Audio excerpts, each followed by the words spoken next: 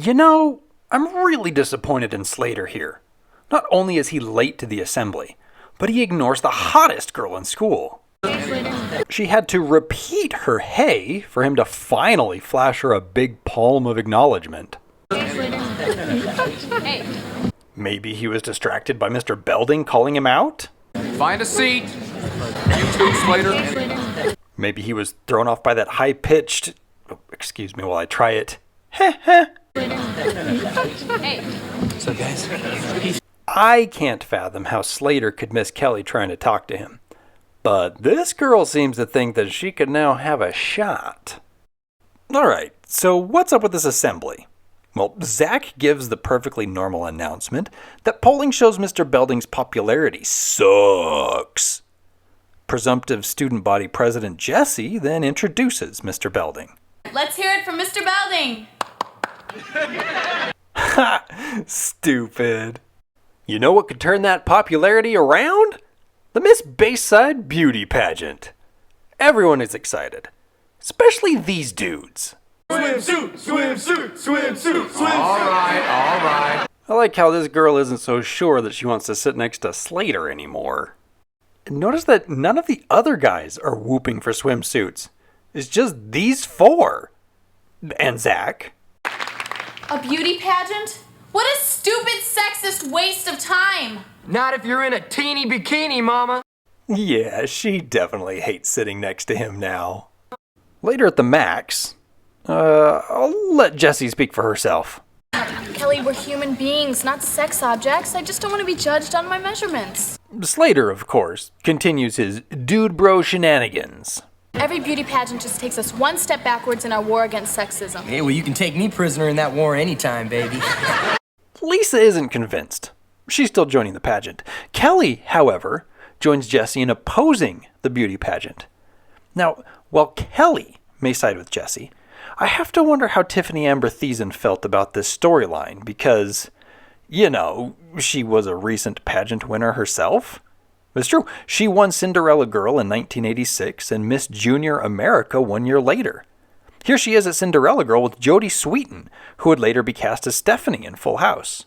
In fact, her beauty pageant days introduced her to the world of modeling, and she was the Great Model Search winner. She was named Teen Magazine's Model Discovery of the Year with Tiffany Weber, which garnered some magazine covers and commercials before she made the big jump to acting. In keeping with the beauty pageant theme, Tiffani Thiessen would later appear in the Vertical Horizon video for You're a God as a nightmare of a contestant. Speaking of nightmares, this effing song. I won't play any of it for you because I want you to keep watching.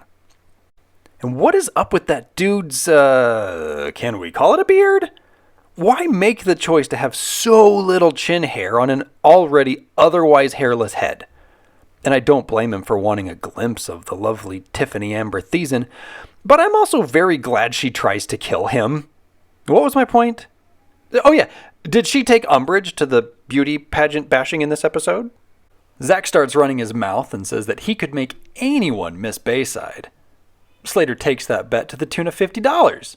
I probably don't need to remind you, but Zack is not good at betting. The only times he's won is when Screech could see the future. I'd say kiss that $50 goodbye. But why is Zack so confident in the first place? I happen to be an expert. I've got videotapes of every beauty pageant from Miss Universe to Miss U-Haul. Miss U-Haul doesn't exist. Why not ham it up with a real pageant name, like Miss Drumsticks, Miss Correct Posture, or Miss Russian Army? All real things. So Zack is stuck with Screech as his contestant, and now he needs to get Screech on board. Zack, I thought you knew this already, but I'm a guy. Doesn't matter. The rules don't say anything about Miss Bayside having to be a girl. The Boy Scouts have a standard. You must be a biological boy to be a Boy Scout. You have to be a boy to be a Boy Scout. In the name Boy Scouts. Nope! We are not going there. This is a fun show for kids with a wacky premise. We're gonna trust Kevin's reading of the rules. Screech can enter the Miss Bayside pageant. So if I'm not going to try to be the salve for all the opinions relating to gender identification, what will I tackle in this scene? Kevin. Effing Kevin. because he's a fictional robot who won't dox me. First off, Who drank my root beer? so Kevin has a stomach and can burp? Sorry, Zack. Potato chips make me thirsty. Okay, where's the opening to pour soda in chips? How can a robot be thirsty? Well, look at his stupid straight arms and worthless hands. How did he grab Zack's soda in the first place? I mean, congratulations, Screech. Your robot reacts to food. We just don't know how it gets in him. And he needs glasses? Breathe. This is a fun show for kids with a wacky premise. This is a fun show for kids with a wacky premise. Oh, look, a scene with Kelly. Don't sign up for the beauty pageant. Let Belding know we're united against him. Yeah. This is where Jesse gets all like, do better. And Kelly's all like, Belding is a sexist. Rah, rah, rah. the two then try to shame Lisa for signing up for the pageant. Similarly refusing to validate signs held by cute girls, Zack and Screech look to enter the pageant. Mr. Belding, of course, balks at the idea. Listen to how they talk about this issue. Aren't you crazy? You can't enter a man. Well, I'm not entering a man. I'm entering Screech. Jessie storms in to fight for equal representation, but even she can't help but collapse into the rhetoric. You know, I think it's a great idea to enter a man in the pageant. I'm just gonna leave this here. Jessie threatens more bad press for Mr. Belding if a man cannot be entered in the beauty pageant. So, Mr. Belding caves. Hearing of Screech's official entry, Slater starts to stack the deck in order to win the bet. Hey, I bet Jesse would be proud to be part of an event that treats men and women equally. Well, yeah, I suppose so. Well, that was easy. As for Kelly? She thinks she's got the prettiest inner person in the school. Let's see if her inner person can match my outer person in a bikini. And how would one find this Bayside High School? Well, Slater is thrilled. Having a beauty contest without you, Kelly, is like having Snap and Crackle without the pop. Zack shows up and learns that Kelly and Jesse are now contestants, and he is bummed. A few things to note. First, this is only the fourth reference in 8 episodes this season that shows that Zack and Kelly are dating. And until the pageant is over, no more dates. Second, if you're able to look past the dimples in this scene, you'll see a girl having a really hard time getting something out of her eye. It's either really good background work or a very pesky eyelash. Lastly, behind Kelly, there appears to be some drama as that guy tries to pay attention to 2 ladies at once. The girl in green is quite clingy. Oh man, things are getting chippy. Well, Kelly is mad at Jesse for being a hypocrite, and Jesse is mad at Kelly because Kelly's stupid and shallow, and Lisa is mad that other pretty girls diluted her chances of winning. At one point, Kelly practically breaks after throwing a towel at Jesse's face. Then Jesse nearly breaks after serving this cheap diss. But I wouldn't expect you to grasp that. Your understanding of politics is limited to who won the election on Sesame Street. Don't smile. Don't smile. Whew. The ladies make up, for reasons? And then we get a glimpse of rehearsals. Lisa shows character consistency in having always played the violin.